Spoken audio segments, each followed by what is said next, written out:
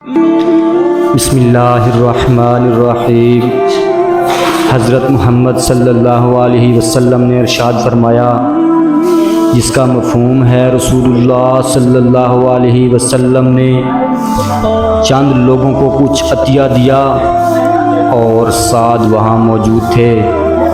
وہ کہتے ہیں کہ رسول اللہ صلی اللہ علیہ وسلم نے ان میں سے ایک شخص کو کچھ نہ دیا، حالانکہ وہ ان میں مجھے سب سے زیادہ پسند تھا۔ میں نے کہا، حضور آپ نے فلاں کو کچھ نہ دیا، حالانکہ میں اسے مومن گمان کرتا ہوں۔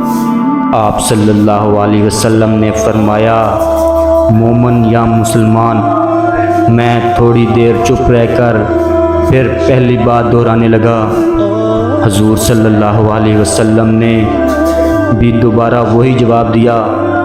پھر آپ صلی اللہ علیہ وسلم نے فرمایا کہ اے سعد، باوجود یہ کہ ایک شخص مجھے زیادہ عزیز ہے، پھر بھی میں اسے نظر انداز کر کے کسی دوسرے کو اس خوف کی وجہ سے یہ مال دے دیتا ہوں کہ وہ اپنی کمزوری کی وجہ سے اسلام سے پھر جائے اور اللہ اسے آگ میں اوندا ڈال دے۔